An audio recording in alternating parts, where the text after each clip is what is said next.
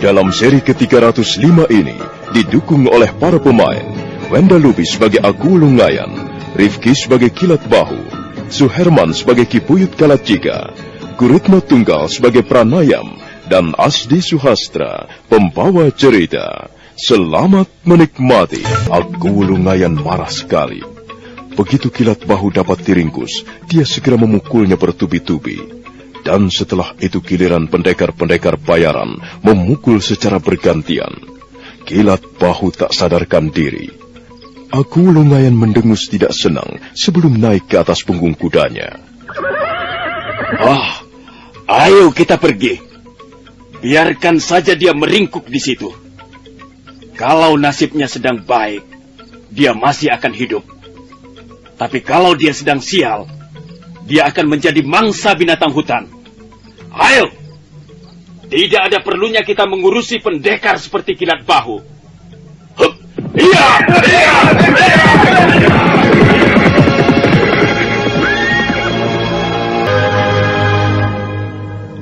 Aku Lungayan dan pendekar-pendekarnya sudah pergi. Derap kuda mereka sudah tidak terdengar lagi. Tempat itu menjadi sunyi senyap seperti semula. Kilat Bahu masih meringkuk di tepi jalan. Tak lama kemudian tubuhnya bergerak-gerak.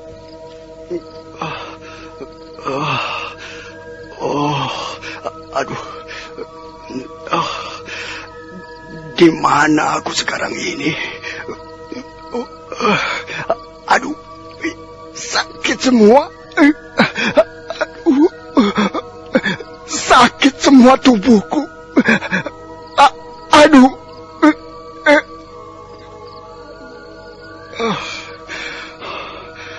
Aku ingat. Aku Lungayan dan pendekar-pendekarnya. Ya, rupanya mereka sudah pergi. Kurang ajar.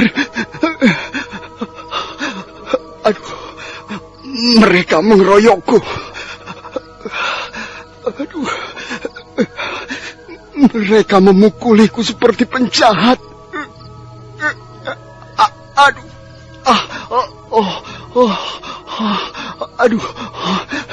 Kantong uang. Di mana kantong uangku? Manusia busuk. Aku Lungayan orang serakah. Dia membawa kantong uangku.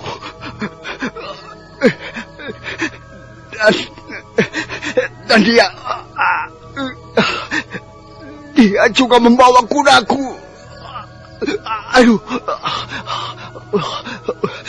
Dasar orang serakah. Awas kau. Aku tidak terima. Suatu saat aku akan membalas perbuatanmu, Aku Lungayan.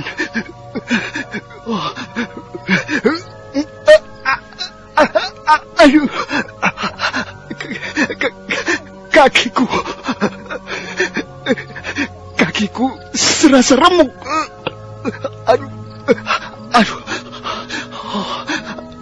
Apakah aku masih bisa berjalan?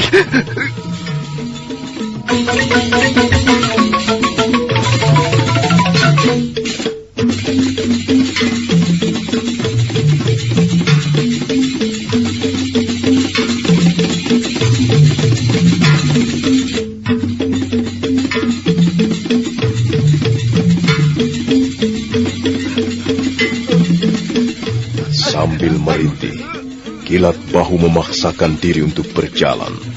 Dia melangkah tertatih-tatih meninggalkan tepi hutan. Suatu saat dia berhenti. Kepalanya masih terasa pusing. Tapi akhirnya dia kembali berjalan terseok-seok, semakin lama semakin jauh. Kurang ajar orang itu. Kurang ajar si gendut Aku Lungayan.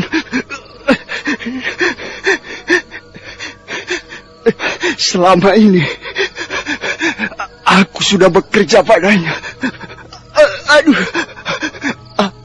Aku mengabdi padanya. Aku setia padanya. Aku selalu menjalankan tugas dengan baik.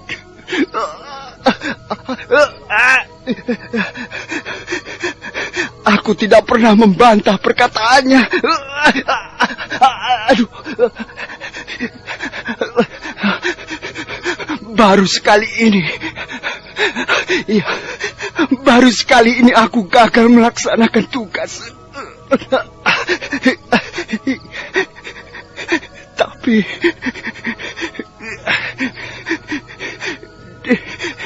dia memperlakukan diriku dengan tidak sewenang-wenang. Aduh,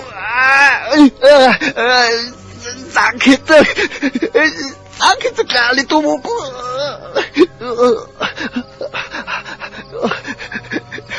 Tapi hatiku jauh lebih sakit.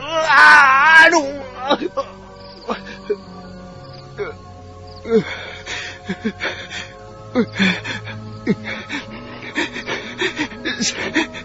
Sekarang aku menjadi orang buangan. Aku seperti sampah busuk. Aku telah dicampakkan begitu saja. Keparat aku, Wulungayan.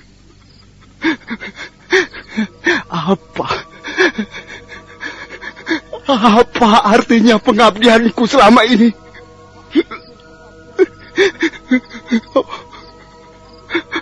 Menyesal. Aku menyesal sekali. Tangan-tanganku sudah kotor oleh darah. Semuanya ku kerjakan demi menjaga kewibawaan dan kekuasaan aku, Wulungayan.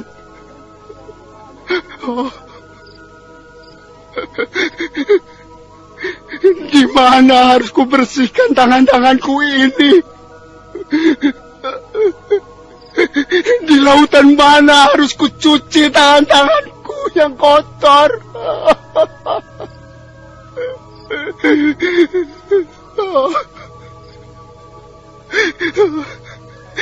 Terkutuklah kau, Kilat Bahu. Manusia sampah.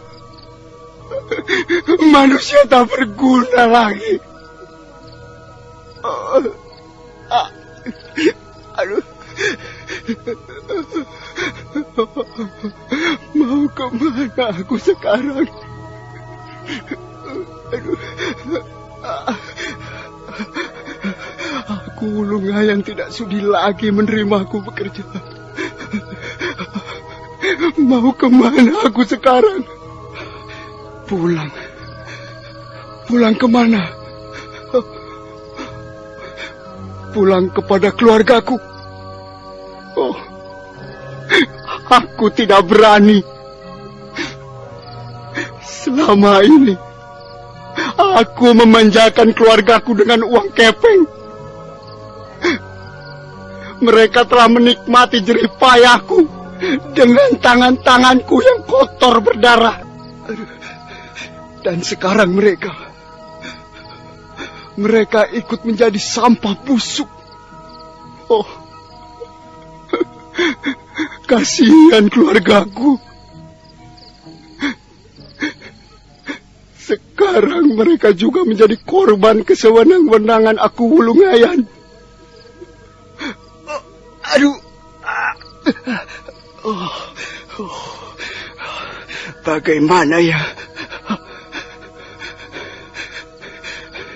Rasa-rasanya semua jalan buntu.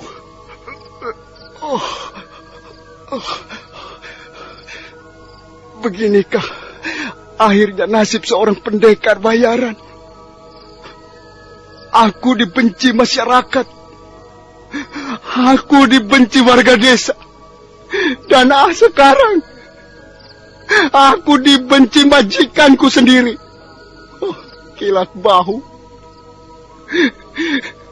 Di mana sekarang kau akan memperoleh tumpangan hidup?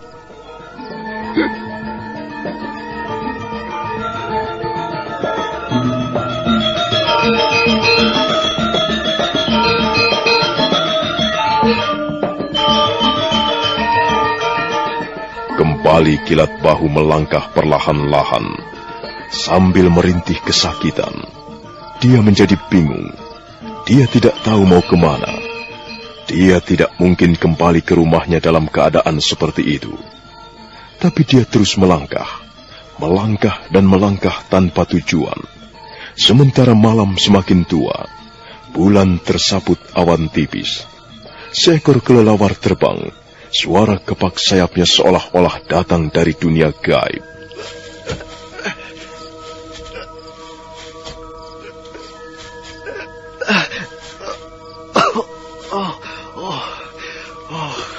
Matilah kau sekarang, pendekar bayaran. Aduh, mampuslah kau, Kilat Bahu. Dulu kau senang berbuat sewenang-wenang kepada rakyat miskin. Dulu kau menjilat aku, Wulungayan, setiap hari. Dan sekarang hidupmu benar-benar sia-sia. Sampah busuk, kotoran busuk, comberan busuk. Itulah kau sekarang ini.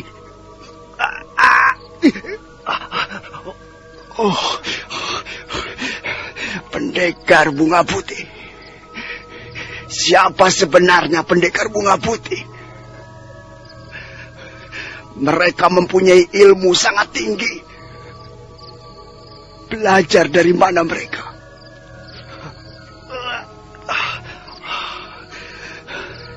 Dan untuk apa mereka merampok kepala-kepala desa, saudagar-saudagar kaya? Untuk tujuan apa mereka berjuang membela kepentingan rakyat miskin?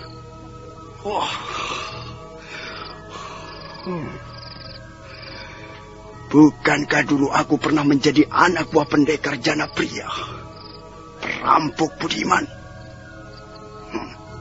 Kalau begitu, mengapa aku tidak bergabung saja dengan pendekar Bunga Putih? Iya, daripada menjadi begundal orang seperti aku, Wulungayan. Mengapa aku tidak meniti jalan seperti dulu? Ikut barisan perampok budiman. Tapi di mana aku harus mencari mereka? Aku sama sekali tidak tahu tentang pendekar Bunga Putih. Di mana aku harus mencari sarang mereka? Iya, Ki Buyut Kalacika. Mungkin Ki Buyut Kalacika tahu. Iya, baik. Aku akan pergi menemui Ki Buyut Kalacika. Teruskan perjalanannya. Kali ini dia sudah mempunyai tujuan yang pasti. Ki Buyut Kalacika. Dia ingin menemui Ki Buyut Kalacika. Dia terus berjalan terseok-seok. Kadangkala dia terjatuh, tapi segera berusaha bangun kembali dengan susah payah. Menjelang pagi hari, dia baru memasuki wilayah desa Pedanten. Nampak dua orang warga desa yang sedang bekerja di sawah, mengawasi Kilat Bahu dari jarak yang agak jauh.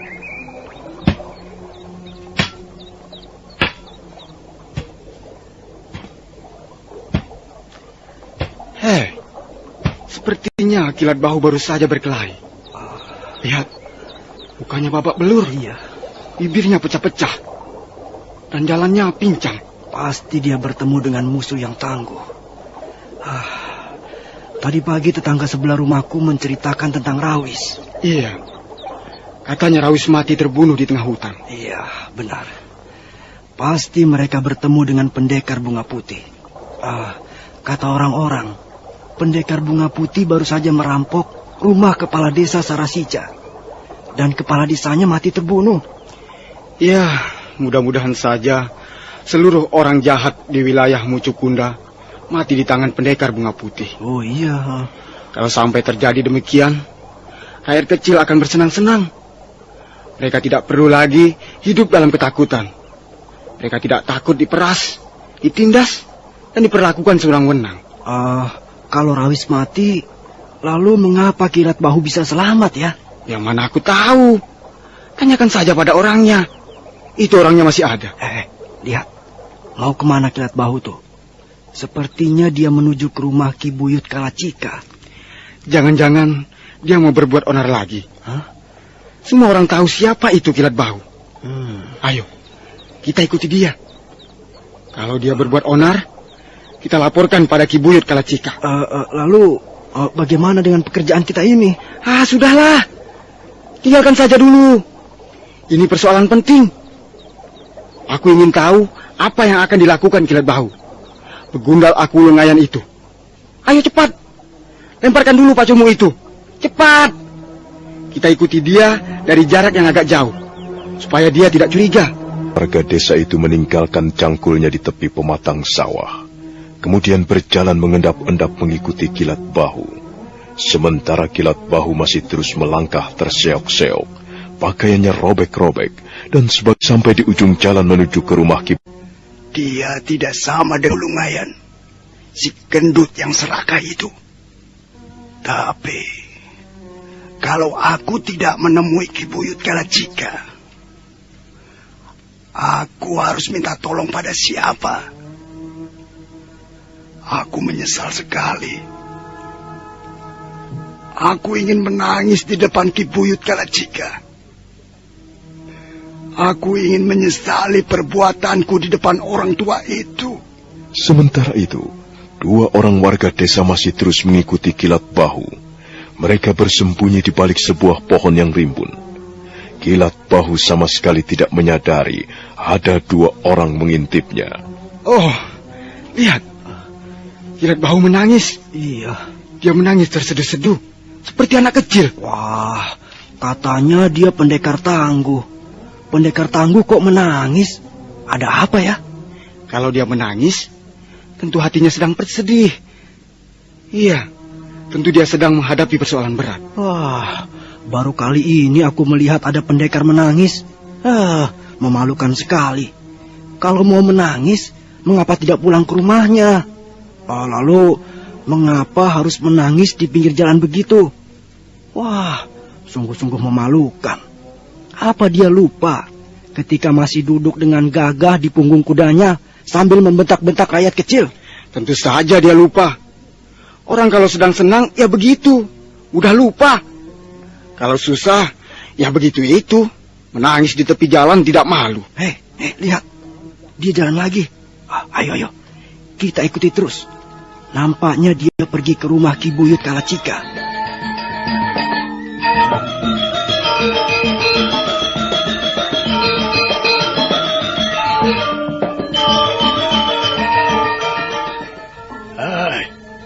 Ada apa kalian datang kemari?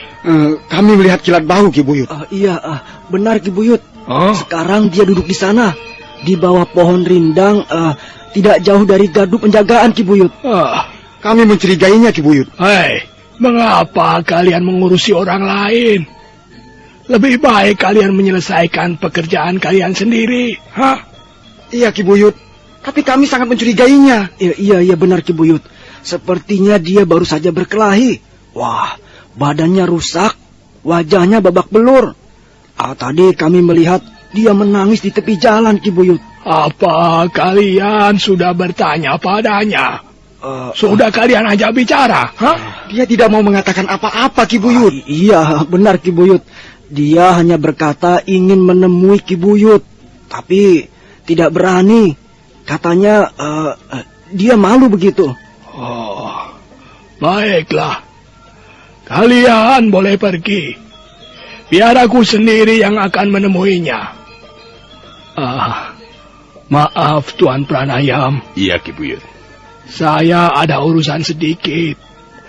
Saya akan segera kembali lagi. Silakan Ki Buyut.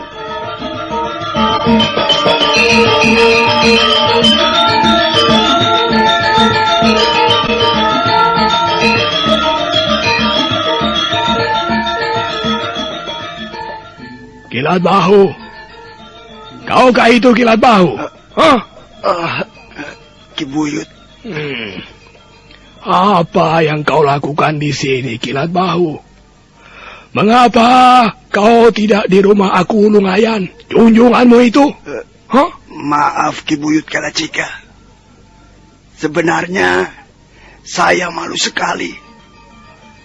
Saya ingin bertemu Ki Buyut, tapi saya malu sekali. Nah, sekarang kau sudah bertemu denganku.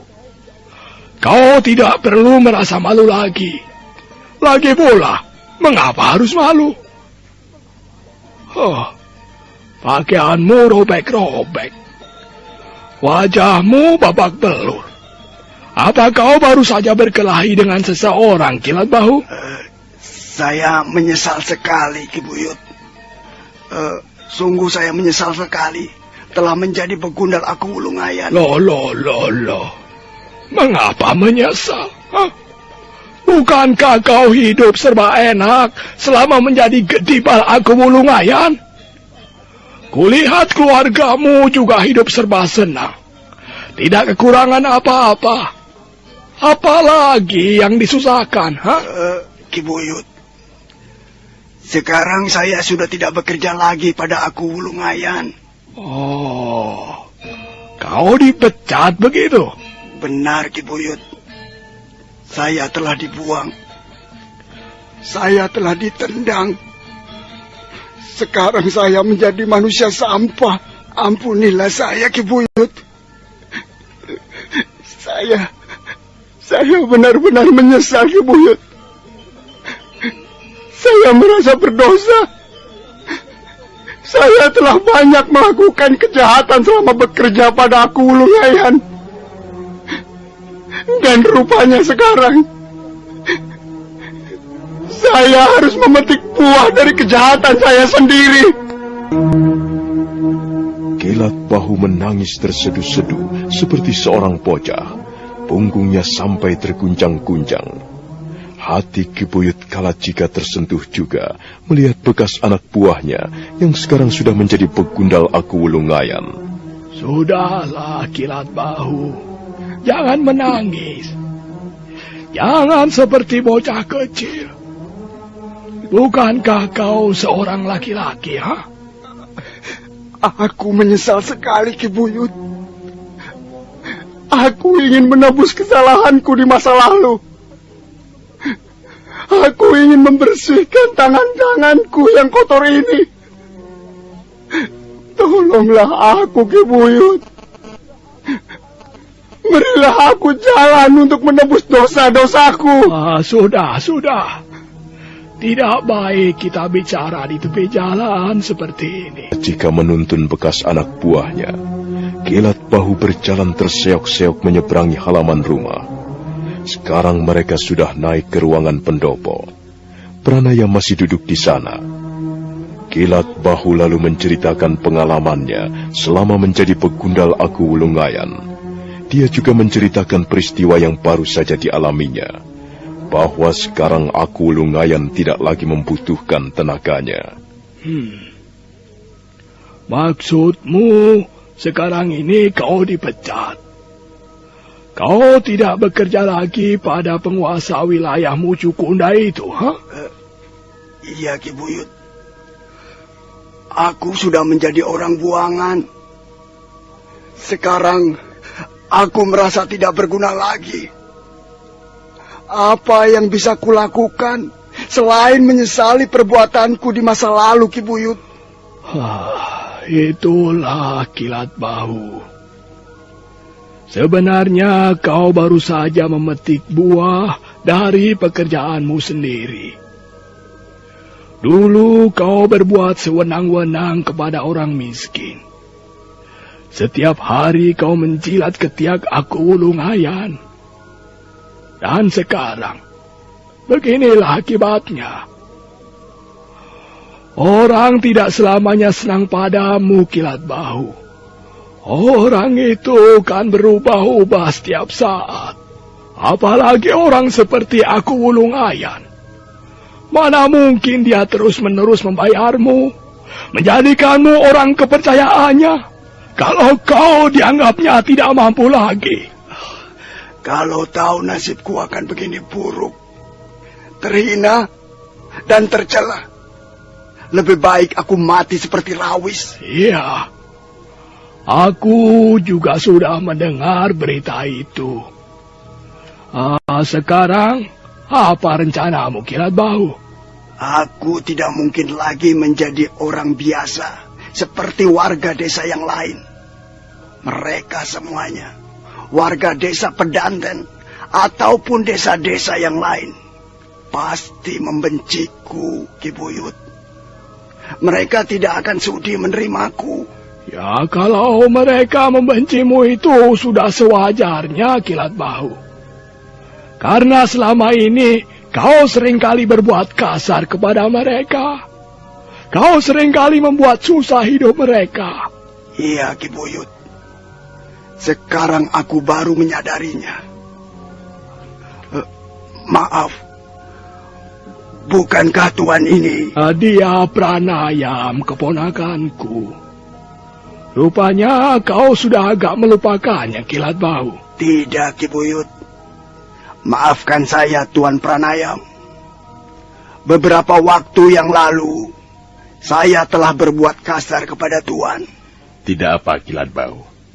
Aku sudah melupakan peristiwa itu. Mengapa dulu aku menjadi lupa segala-galanya? Aku lupa asal-usul. Aku lupa batasan antara yang baik dan yang buruk. Memalukan sekali. Kilat Bahu. Semua itu karena apa, Kilat Bahu? Karena hatimu menjadi tertutup. Mata hatimu buta. Kau hanya bisa melihat uang. Uang. Sekali lagi uang. Padahal masih banyak lagi hal-hal lain yang perlu diperhatikan selain uang. Tapi sudahlah. Semua itu sudah terlanjur terjadi. Ya, mau apa lagi? Yang penting sekarang niat baikmu. Apa kau masih mempunyai niat baik? Itu yang perlu dicatat. Kalau kau masih mempunyai niat baik, aku bersedia membantumu. Benar Ki Buyut bersedia membantu aku? Kita dulu pernah hidup seperti saudara, Kilat Bahu. Kita berkeliaran sepanjang malam untuk merampok rumah saudagar-saudagar kaya. Berapa tahun lamanya kita malang melintang dalam dunia serba keras. Sikapku padamu tidak pernah berubah, Kilat Bahu. Justru sekarang ini aku merasa iba melihat keadaanmu. Pakaianmu kotor, robek, tubuhmu luka-luka, dan kau kehilangan pekerjaan. Kau memang membutuhkan pertolongan, Kilat Bahu. Aku senang sekali, Ki Buyut. Aku merasa sangat berterima kasih kalau sikap Ki Buyut padaku tidak berubah.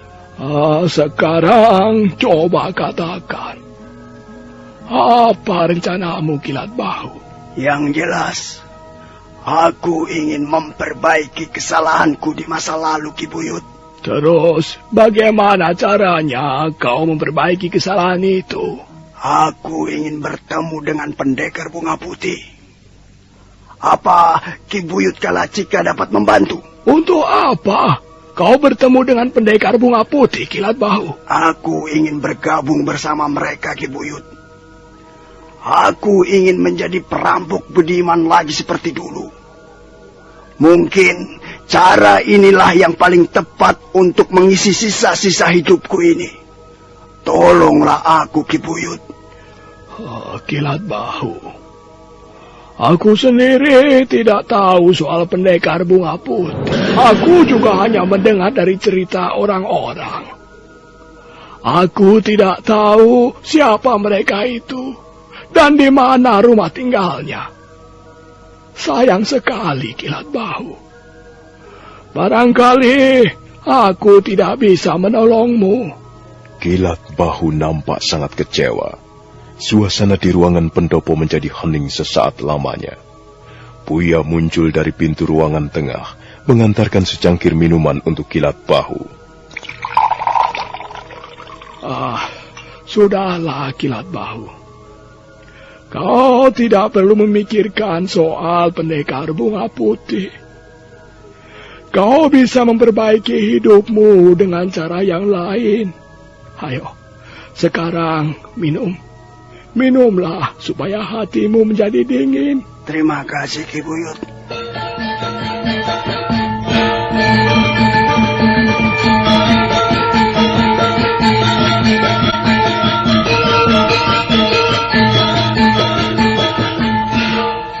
Setelah minum secangkir jahe manis, Kilat Bahu minta diri. Wajahnya masih membayangkan rasa kecewa yang dalam. Dia turun dari pendopo, kemudian melangkah terseok-seok menyeberangi halaman rumah. Ki Buyut Kalacika mengawasi bekas anak buahnya dengan penuh rasa iba. Nampaknya dia sangat kecewa, Ki Buyut. Saya belum bisa mempercayainya, Tuan Pranayam. Dia sudah terlalu lama bekerja pada Aku Lungayan. Dulu, memang dia seorang anak buah yang baik. Kilat Bahu dan Rawis pernah menjadi tangan kanan saya. Sewaktu saya masih terkenal dengan sebutan pendekar Janapria. Bagaimana menurut pendapat Tuan Pranayam? Apakah Tuan bisa mempercayai kata-kata Kilat Bahu? Saya hanya kasihan melihat keadaannya, Ki Buyut. Dia membutuhkan pertolongan. Dan saya kira dia hanya percaya pada Ki Buyut Kalacika. Saya masih ragu-ragu. Dulu saya mengenali wataknya yang baik. Tapi entah sekarang. Mengapa Ki Buyut tidak memberinya kesempatan? Kalau dia menyesali perbuatannya, dia benar-benar ingin memperbaiki hidupnya, Ki Buyut. Mengapa tidak kita terima saja? Bagaimana ya? Sebenarnya saya masih ragu-ragu, Tuan. Saya takut hati kecilnya tidak berkata seperti itu. Ki Buyut, dia sudah menjadi orang terbuang. Aku Lungayan tidak lagi membutuhkan tenaganya. Saya kira ada baiknya Ki Buyut memberinya kesempatan. Dia membutuhkan wadah. Dia membutuhkan kepercayaan, Ki Buyut. Ya, baiklah. Saya akan mencobanya. Hai, kemari sebentar. Ada apa, Ki Buyut? Kau tahu orang itu tadi, yang baru saja duduk-duduk di sini bersama kami. Maksud Ki Buyut, Kilat Bahu? Iya, panggil dia. Suruh dia kembali kemari. Katakan bahwa aku menunggu di sini. Ayo cepat, panggil dia. Baik, Ki Buyut. Nah, duduklah Kilat Bahu. Iya, Ki Buyut. Begini Kilat Bahu. Aku ingin bicara sedikit denganmu. Boleh saja kata-kataku ini nanti kau anggap sebagai petua atau apa. Ya, terserah. Tapi aku ingin menyampaikan sesuatu yang barangkali penting kau ketahui. Iya, Ki Buyut. Aku belum bisa percaya begitu saja niat baikmu, Kilat Bahu. Dulu memang aku mengenalmu. Kau seorang anak buah yang baik. Kau jujur dan setia. Tapi setelah menjadi begundal Aku Lungayan, barangkali kau mengalami banyak perubahan. Dan sekarang ini, menurut pengakuanmu sendiri, kau ingin memperbaiki kesalahan. Iya, Ki Buyut. Aku benar-benar menyesal. Aku ingin memperbaiki kesalahanku. Tolong, berilah aku jalan, Ki Buyut. Dulu, sewaktu masih menjadi anak buahku, aku sering memberimu pengertian tentang hidup yang baik. Mudah-mudahan saja kau tidak melupakannya. Kau boleh tidak mengerjakannya, asal kau tidak melupakannya. Manusia itu kan tidak hidup sendirian, Kilat Bahu. Kau mempunyai istri, punya anak, punya sanak keluarga, punya teman-teman, dan punya tetangga. Dan kau hidup di tengah-tengah manusia lain, tidak sendirian, Kilat Bahu.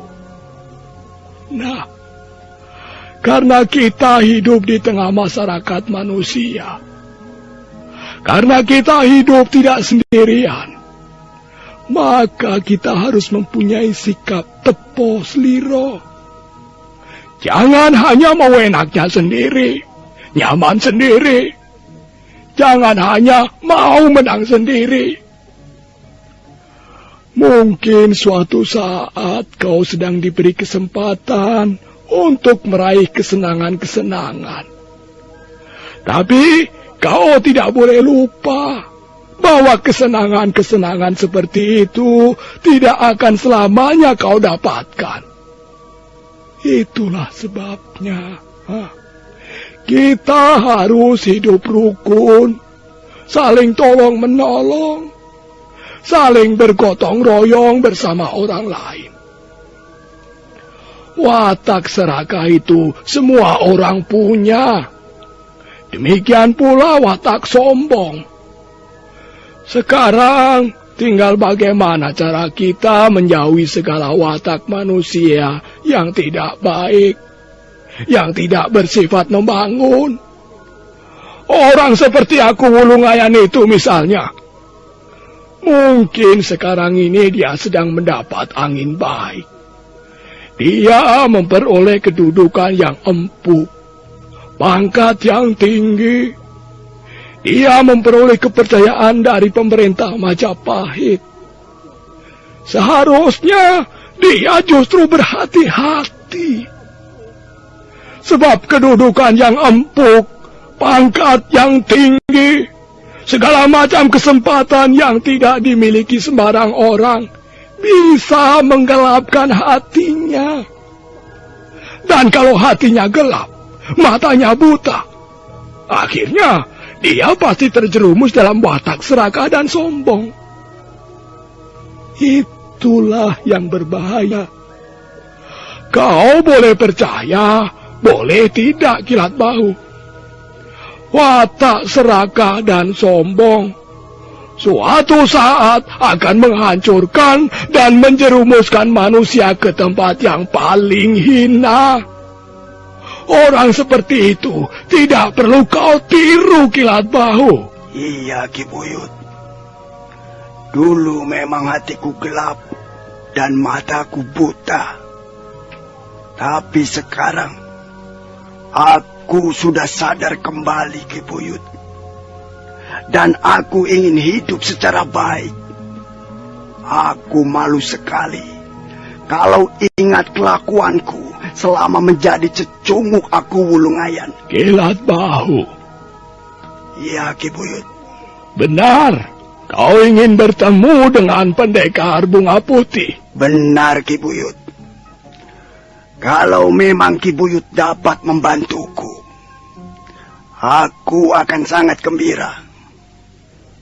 Tapi kalau memang Ki Buyut tidak tahu menahu soal pendekar bunga putih, biar aku akan mencarinya sendiri. Aku yakin suatu saat aku akan bisa menemukannya. Apa yang akan kau lakukan setelah bertemu dengan pendekar bunga putih, Kilat Bahu? Aku ingin bergabung bersamanya, Ki Buyut. Aku ingin menjadi anak buahnya.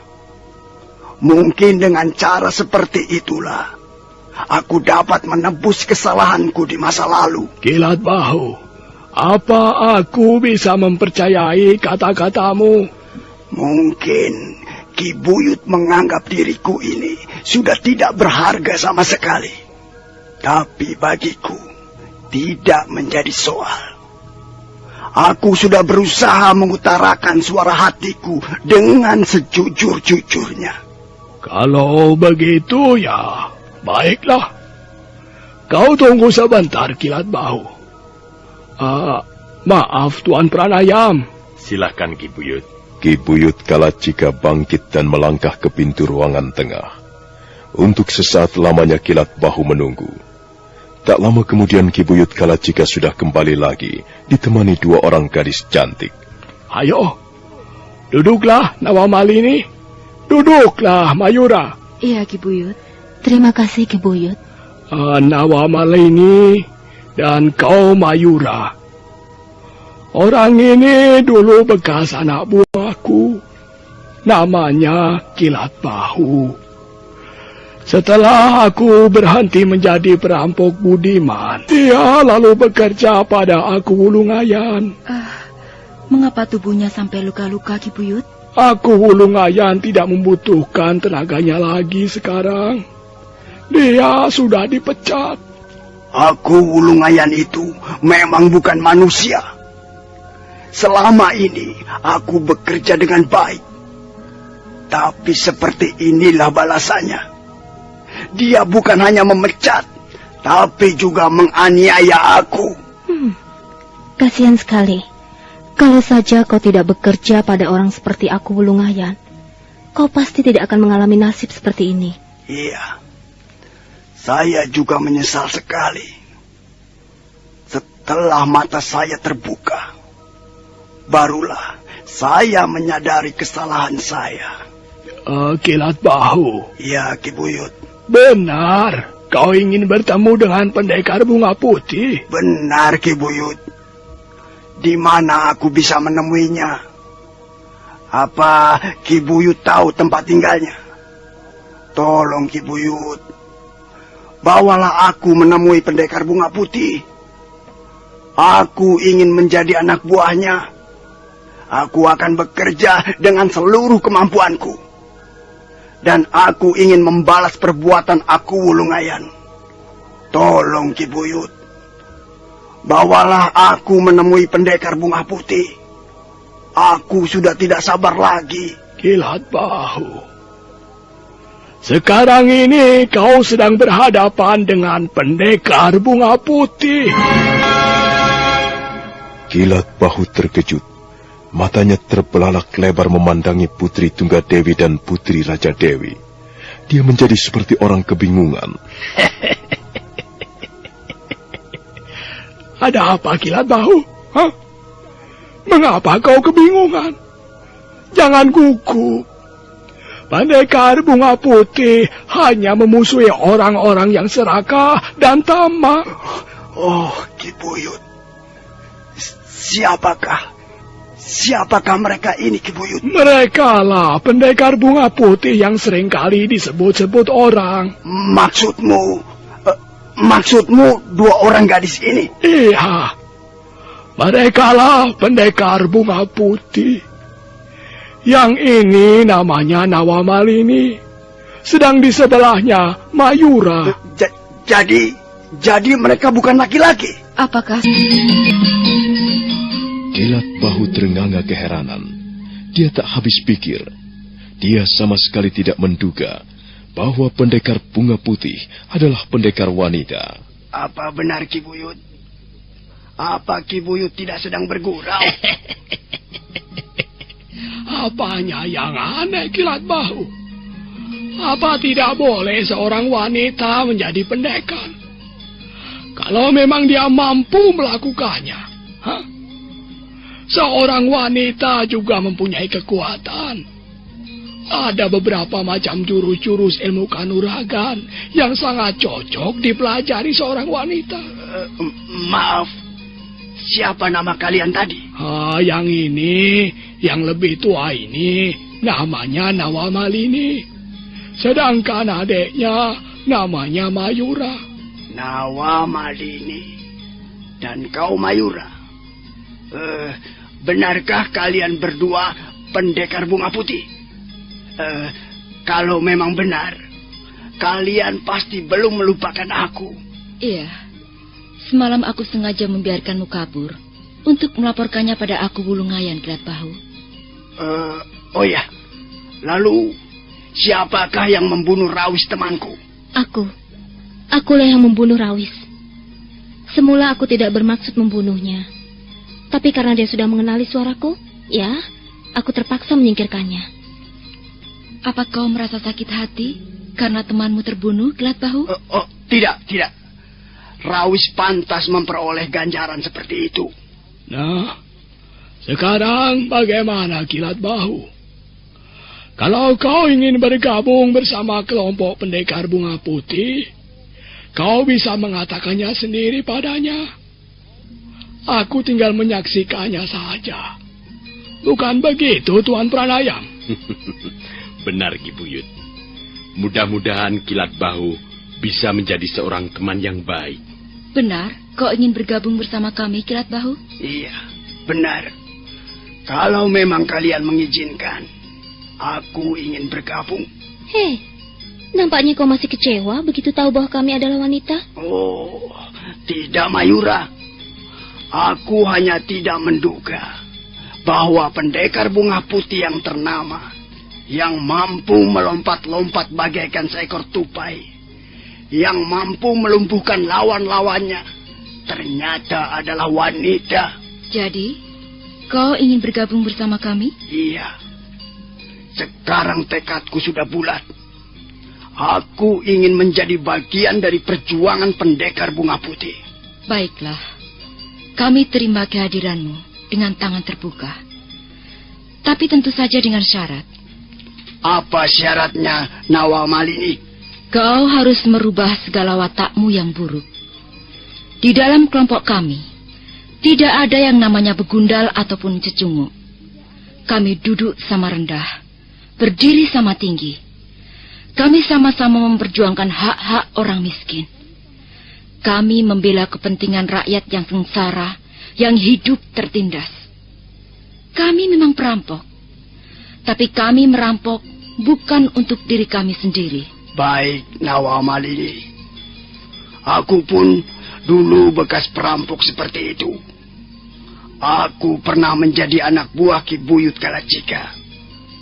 Kalau kalian tidak percaya, kalian bisa menanyakannya langsung pada Ki Buyut. Ki Buyut sudah menceritakannya kepada kami, dan kami percaya. Nah, setelah kau nanti menjadi bagian dari perjuangan kami, kau tidak boleh mengambil keuntungan dari perjuangan kami. Itu yang pertama. Yang kedua, kau harus merahasiakan kelompok pendekar bunga putih, sekalipun kepada keluargamu sendiri.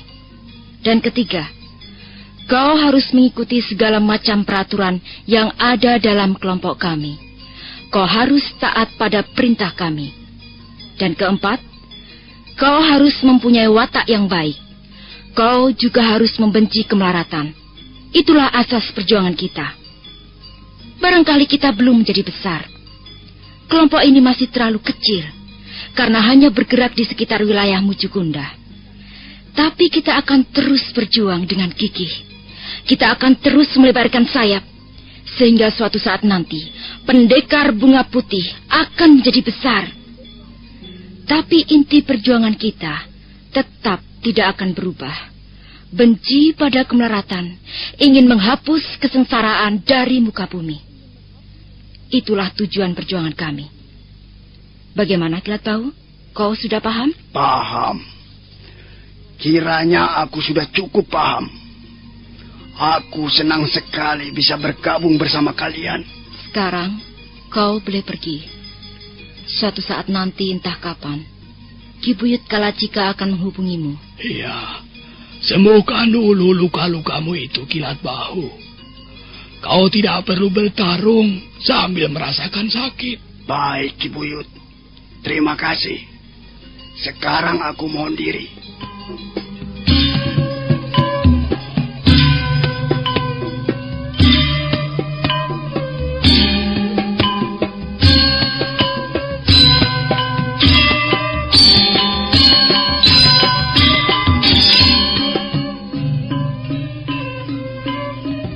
Kilat Bahu segera turun dari ruangan pendopo, kemudian melangkah pergi.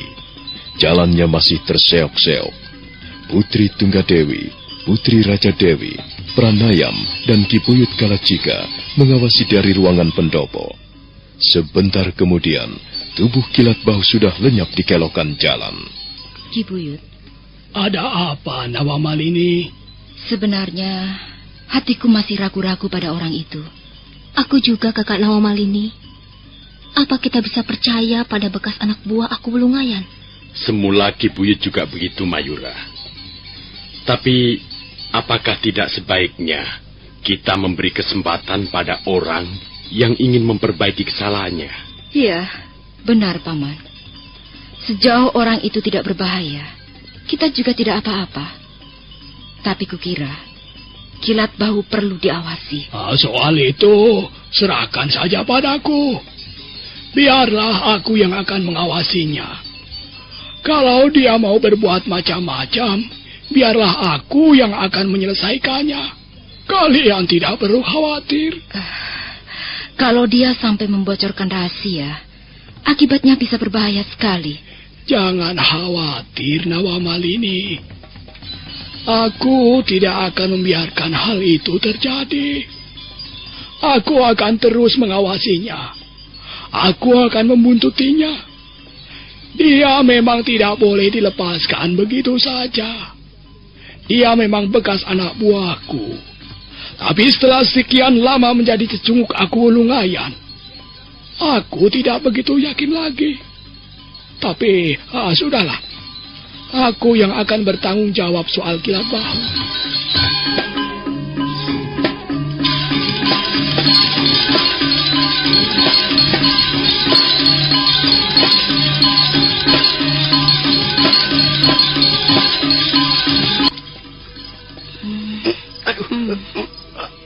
Sakit, Nyai.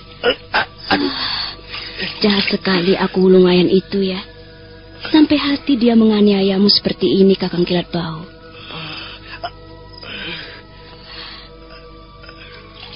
Aduh, sampai bengkak begini. Aduh, pelan-pelan saja, Nyai. Sakit. Iya. Kalau tahu Aku Wulungayan itu jahat, apa perlunya kau bekerja padanya selama ini? Sebenarnya dia baik, Nyai. Memang aku yang salah. Aku telah gagal menjalankan tugas.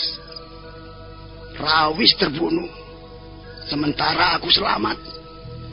Mungkin Aku Wulungayan mengira aku tidak bekerja dengan baik.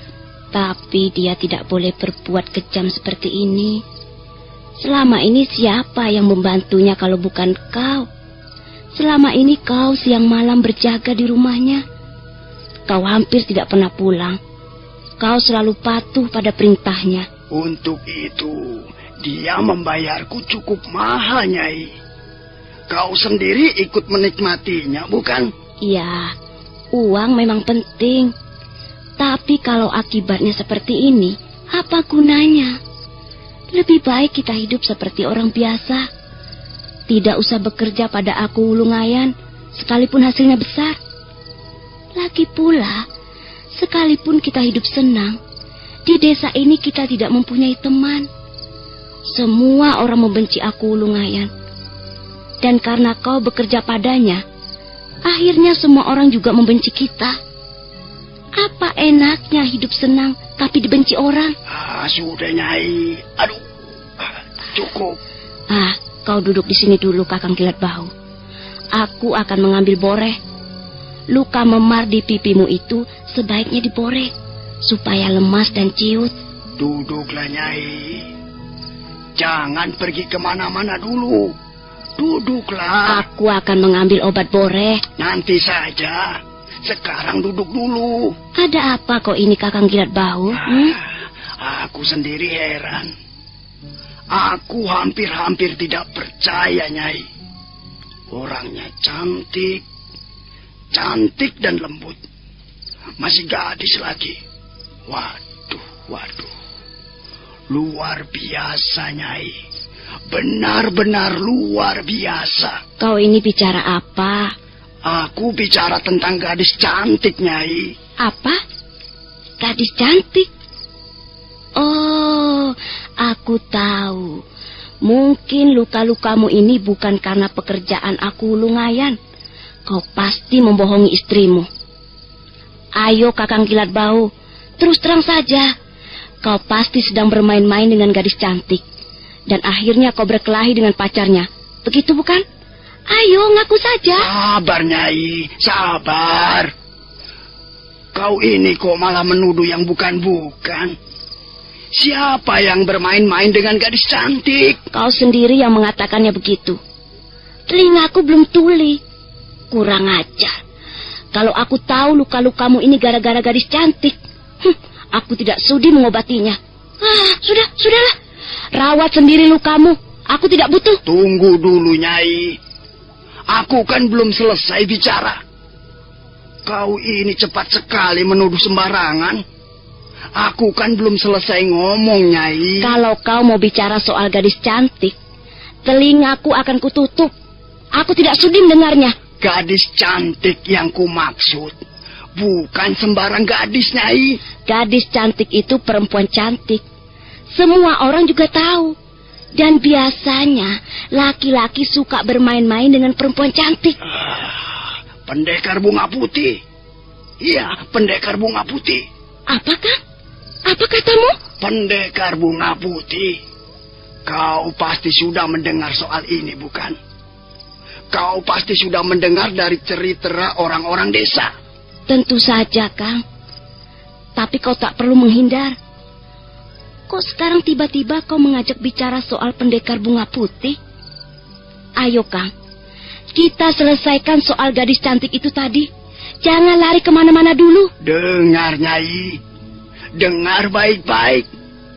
Pendekar bunga putih itu ternyata 2 orang gadis cantik. Oh, begitu ya. Jadi begitu caramu melarikan diri. Kau pikir aku percaya? Sudahlah. Mulut laki-laki berbau busuk. Tapi kau tidak akan bisa membohongi istrimu. Semula aku juga tidak percaya, Nyai. Tapi memang kenyataannya begitu. Aku sudah bertemu dengan mereka. Mereka sekarang ternyata tinggal di rumah Ki Buyut Kalacika. Pendekar bunga putih itu namanya Nawa Malini dan Mayura. Mereka adalah 2 orang gadis cantik, Nyai. Apa benar begitu, Kakang Kilat Bau? Jadi mereka bersembunyi di rumah Ki Buyut Kalacika? Waduh, berani sekali Ki Buyut Kalacika itu. Kalau sampai aku Lungayan tahu, rumahnya bisa diobrak-abrik, bisa dibakar habis, kan? Jadi sekarang kau percaya kata-kataku? Aku memang belum membuktikannya. Tapi kali ini kau nampaknya jujur, Kakang Kilat Bau. Aku percaya. Aku mau keluar sebentar, Nyai. Lukamu itu harus diboreh dulu, Kakang, supaya tidak nyut-nyut. Lukaku tidak begitu terasa sakit lagi. Kau tunggu di rumah, Nyai. Aku pergi tidak akan lama. Sebentar lagi aku akan kembali. Kau mau kemana? Aku akan ke rumah aku Lungayan.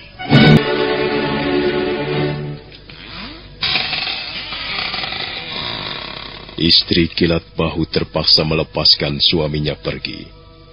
Kilat Bahu melangkah perlahan-lahan meninggalkan halaman rumahnya. Dia menyusuri jalanan kecil yang kanan kirinya banyak ditumbuhi pohon-pohon liar. Suasana sangat sunyi.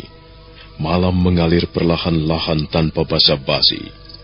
Di sebuah persimpangan jalan, Kilat Bahu berhenti sejenak. Dia menoleh kiri kanan. Pendekar bunga putih. Ternyata Ki Buyut Kalacika terlibat dalam komplotan pendekar bunga putih. Aku Wulungayan pasti akan gembira mendengar laporanku nanti. Dan aku yakin dia akan memaafkan kesalahanku. Tapi bagaimana dengan Ki Buyut Kalacika? Sebenarnya kasihan juga orang tua itu. Kalau sampai rumahnya digerebek, dia pasti ikut menanggung akibatnya. Nah, biar sajalah. Salahnya sendiri. Mengapa dia berani menampung pendekar bunga putih di rumahnya? Ki Buyut Kalacika. Semakin tua, bukannya semakin bertambah hati-hati, tapi malah semakin sembrono. Tak ada siapa-siapa. Aku harus segera sampai di rumah aku, Wulungayan. Kembali Kilat Bahu melangkah perlahan-lahan. Jalannya masih sedikit pincang. Bulan tua mengapung di atas langit. Angin menyapu pohon-pohonan. Bayangan pohon bergerak-gerak bagaikan suatu gambaran yang hidup. Mendadak, Kilat Bahu menghentikan langkah-langkahnya. Dia mengamati suasana di sekitarnya. Sepertinya ada yang mengikuti langkah-langkahku. Hatiku tidak enak. Jangan-jangan ada orang yang membuntuti aku. Coba, aku akan berjalan lagi. Kilat Bahu melangkah kembali. Tapi sebentar kemudian dia sudah berhenti. Dia menengok ke belakang. Tapi dia tidak melihat sesuatu pun di sana, kecuali lorong jalan yang gelap. Hatiku berdebar-debar. Rumahku Wulungayan masih cukup jauh dari sini. Bagaimana ya? Apakah besok saja aku pergi ke sana? Tidak. Aku harus segera memberikan laporan tentang pendekar bunga putih. Lebih cepat, lebih baik. Mungkin hanya perasaanku saja. Tak ada siapa-siapa. Aku tak melihat apa-apa. Hanya bayangan-bayangan pohon yang bergerak-gerak ditiup angin. Aku harus segera sampai di rumah aku, Wulungayan.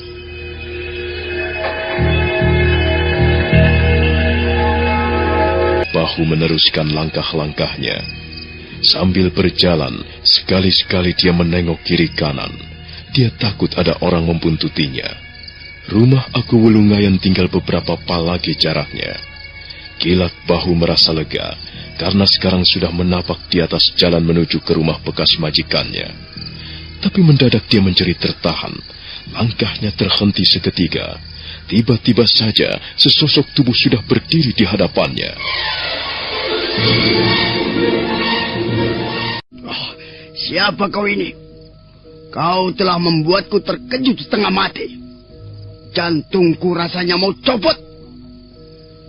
Coba majulah sedikit, supaya aku dapat melihat wajahmu lebih jelas. Majulah. Sosok tubuh itu maju selangkah. Cahaya bulan menerobos sela daun-daunan. Sebagian menerangi wajah laki-laki tua yang sekarang berdiri di hadapan Kilat Bahu. Rupanya kau Ki Buyut. Iya, aku. Aku hanya ingin berjalan-jalan saja, Ki Buyut. Berjalan-jalan kemana, Kilat Bahu? Ke rumah aku Wulungayan? Ya. Untuk apa aku pergi ke sana, Ki Buyut? Tak ada gunanya. Oh ya, Ki Buyut. Kapan rencana pendekar bunga putih merampok lagi? Aku sudah tidak sabar lagi. Kalau perlu, kita rampok rumah aku Wulungayan. Sudahlah, Kilat Bahu. Aku menyesal sekali. Aku menyesal mengapa aku mempercayai kata-katamu. Ternyata sekarang kau sudah banyak berubah. Kau tidak seperti dulu lagi. Aku tidak bisa mengharapkan banyak darimu, Kilat Bahu. Apa maksudmu, Ki Buyut? Lebih baik kau berterus terang saja, Kilat Bahu. Sejak meninggalkan halaman rumahku, kau tidak pernah lepas dari pengamatanku. Aku tahu rencanamu, Kilat Bahu. Rencana yang sangat busuk dan kecil. Apa maksudmu, Ki Buyut? Aku belum jelas. Bukankah kau mau pergi ke rumah aku Lungayan untuk melaporkan perihal pendekar bunga putih? Oh, tidak. Tidak, Ki Buyut.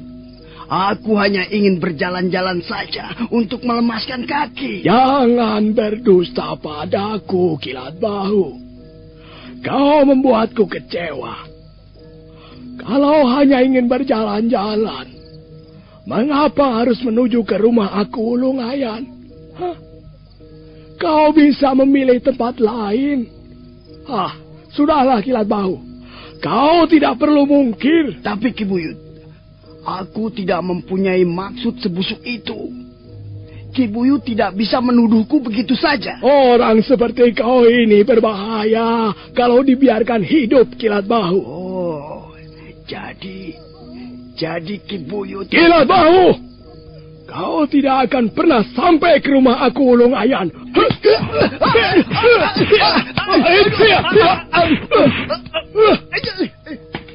Aduh, ampun Ki Buyut, ampun. Jangan pukul lagi Ki Buyut. Aduh, lukaku masih belum sembuh Ki Buyut. Jangan Ki Buyut, jangan pukul lagi. Sayang sekali, Kilat Bahu. Orang seperti kau ini tidak mempunyai tempat berpijak. Karena apa yang kau lakukan hanya untuk mencari kesenangan diri sendiri. Nampaknya hatimu benar-benar sudah gelap. Matamu sudah buta. Nampaknya penyakitmu sudah parah, Kilat Bahu. Sayang sekali. Tunggu, Ki Buyut. Tunggu dulu. Benar, Ki Buyut. Barangkali penyakitku sudah sangat parah. Tapi tolonglah Ki Buyut. Bantulah aku. Aku sedang dalam kesulitan, Ki Buyut. Kata-katamu semakin membuat muak, Kilat Bahu. Tolong, Ki Buyut. Aku tidak mempunyai pilihan lain, Ki Buyut. Bagaimana aku bisa menjadi orang seperti ini? Maafkan aku, Ki Buyut. Aku mengaku bersalah. Kau benar. Aku memang mau pergi ke rumah aku Lungayan. Maafkan Ki Buyut. Aku ini memang orang tak tahu diri. Tak tahu terima kasih. Kilat Bahu. Iya, Ki Buyut. Kalau aku mengampunimu, hal itu pun tidak akan memperbaiki apa-apa. Kau tidak akan menjadi lebih baik karena pengampunan. Bahkan mungkin kau akan melakukan kejahatan-kejahatan lain yang lebih keji. Karena itu, Kilat Bahu, aku tidak mempunyai pilihan lain. Aku pun merasa dipojokkan. Aku malu sekali, Kilat Bahu. Kau telah membuatku malu, Kilat Bahu. Oh, Ki Buyut. Aku menyesal sekali, Ki Buyut. Aku berjanji tidak akan meneruskan perjalananku. Aku memang bersalah, Ki Buyut. Kali ini, aku tidak akan memaafkan kesalahanmu.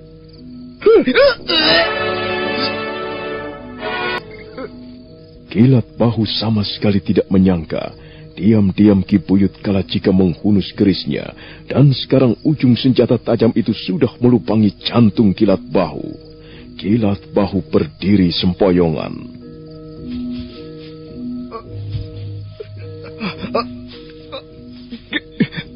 Ki Buyut, ampunilah kesalahanku. Mungkin sudah nasibku. Harus mati dengan cara serendah ini.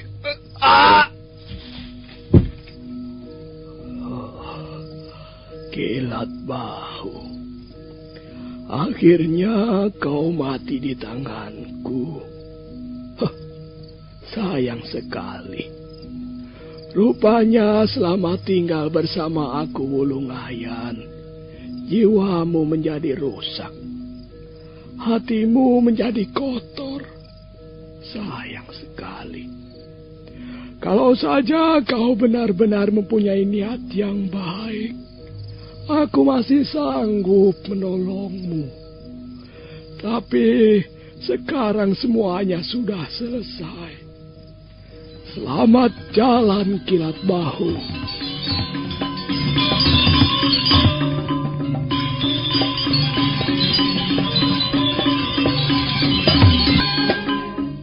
Ki Buyut Kalacika memasukkan kerisnya ke dalam warangkanya. Untuk sesaat lamanya dia masih berdiri di situ. Tiba-tiba hatinya menjadi sedih melihat nasib yang menimpa bekas anak buahnya. Ki Buyut Kalacika terkejut. Buru-buru dia meloncat ke balik pohon-pohon yang gelap. Dari jauh dia melihat sosok tubuh seorang wanita berlari-lari kecil. Kakang Kilat Bahu. Kakang Kilat Bahu.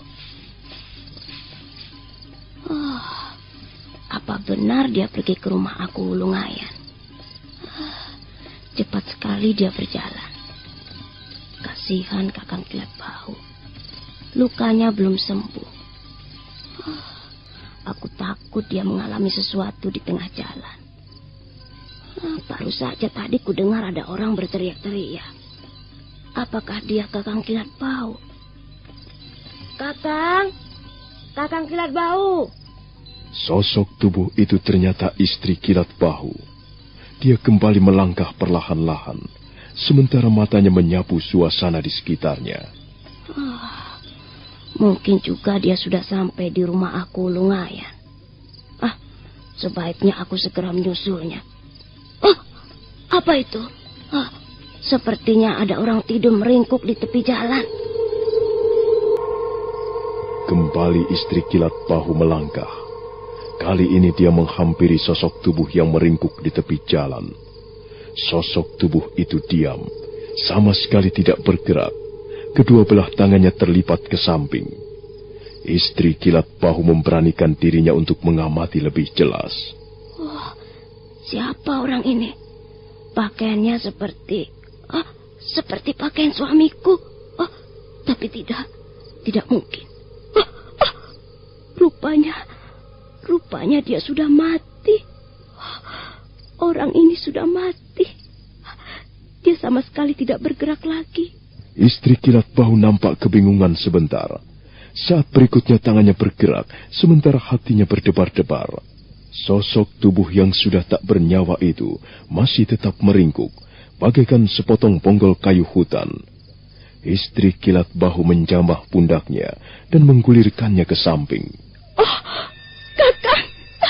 Kakang Kilat Bahu. Kakang Kilat Bahu. Tolong. Suamiku dibunuh orang. Suamiku dibunuh. Tolong. Suamiku dibunuh. Ki Buyut Kalacika terkejut. Dia nampak ragu-ragu sejenak. Sementara istri Kilat Bahu masih terus berteriak-teriak. Semakin lama semakin kencang. Akhirnya Ki Buyut Kalacika melompat dan menyergap perempuan itu. Tolong. Aduh. Siapa kau ini? Lepaskan aku.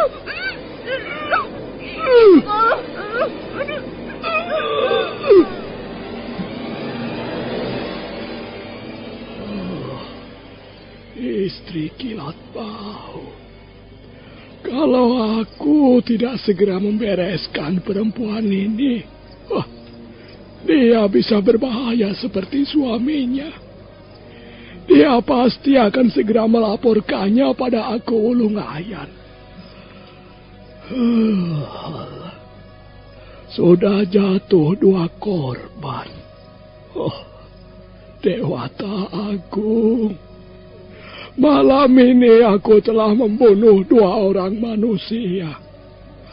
Bahkan aku telah membunuh seorang wanita. Bagaimana aku sampai melakukannya? Selama menjadi pendekar jana pria puluhan tahun lamanya, belum pernah aku membunuh seorang wanita. Tapi aku tidak mempunyai pilihan lain. Perempuan ini berteriak-teriak. Nah, benar bukan? Itu pasti pendekar-pendekar bayaran aku Wulungayan. Wah, mereka sudah datang. Aku harus segera angkat kaki dari sini. Coba, bawa kemari obormu. Aku tidak bisa melihat dengan jelas. Lihat, ada seorang wanita meringkuk di situ. Tunggu. Biar aku turun. Biar aku yang melihatnya. Hup. Apa yang terjadi? Perempuan ini sudah tak bernyawa lagi. Dia sudah mati. Ada bekas cekikan di bagian lehernya. Tunggu. Aku sepertinya dapat mengenali wanita itu. Benar kau mengenalinya? Ini istri Kilat Bahu. Ya, benar. Ini istri Kilat Bahu. Lihat. Ada satu lagi. Itu. Dia meringkuk di sebelah sana. Kilat Bahu. Bukankah dia Kilat Bahu? Ya. Bagaimana suami istri ini bisa mati di sini? Siapa yang melakukannya? Kita datang terlambat. Kalau saja kita datang lebih awal, kita pasti bisa meringkus pelakunya. Kalau begitu, sebaiknya kita laporkan saja pada Aku Wulungayan. Ayo. Lalu, bagaimana dengan mayat-mayat ini? Biarkan saja dia di situ. Lagi ada orang-orang yang mengurusnya. Ayo cepat. Ayo. Kita laporkan pada Aku Wulungayan. Hup. Ya.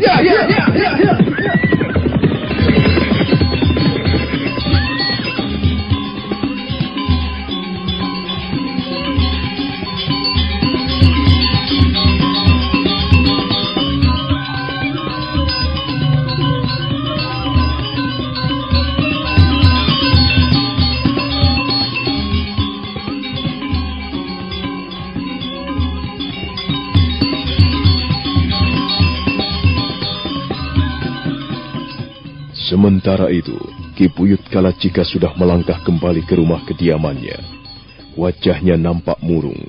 Begitu sampai di rumahnya, Ki Buyut segera naik ke ruangan pendopo. Putri Tunggadewi, Putri Raja Dewi, dan Pranayam masih duduk-duduk di ruangan pendopo. Mereka heran melihat Ki Buyut Kalacika duduk bersila sambil termenung. Wajahnya membayangkan kesedihan. Ada apa, Ki Buyut? Aku terpaksa membereskan Kilat Bahu Nawamalini. Jadi, benar Ki? Kilat Bahu mau berkhianat? Iya, Mayura. Dia mau melaporkan kalian pada Aku Wulungayan. Tapi, aku sudah berhasil mencegahnya. Ki Buyut membunuhnya? Iya, Pranayam. Aku terpaksa membunuhnya. Aku benar-benar kecewa melihat keadaan Kilat Bahu. Dia tidak mungkin disembuhkan lagi. Lukanya barangkali bisa sembuh, tapi hatinya yang kotor tidak mungkin dibersihkan lagi. Aku menyesal sekali. Aku telah tergoda. Seharusnya aku tidak membawa Kilat Bahu ke rumah ini. Sudahlah, Ki Buyut. Yang penting Kilat Bahu sudah dapat disingkirkan. Sebab kalau tidak, kalau sampai dia berhasil melaporkannya pada Aku Wulungayan, barangkali kita semua terpaksa angkat kaki dari rumah Ki Buyut. Aku telah membunuh orang malam ini. Setelah sekian lama aku berhenti menjadi pendekar jana pria. Akhirnya aku terpaksa membunuh orang lagi. Bahkan aku telah membunuh seorang wanita. Seorang wanita? Iya. Aku telah membunuh istri Kilat Bahu. Mengapa Ki Buyut membunuhnya? Bukankah dia tidak bersalah, Ki? Seharusnya Ki Buyut hanya berurusan dengan Kilat Bahu dan bukan dengan itu. Ki Buyut Kalacika menundukkan wajahnya dalam-dalam ke lantai ruangan pendopo. Dia nampak menyesali peristiwa yang baru saja terjadi. Sementara itu, Putri Tunggadewi dan Raja Dewi duduk terpekur menunggu. Nah, saudara pendengar, bagaimanakah kisah selanjutnya? Silakan menunggu seri berikutnya. Sampai jumpa.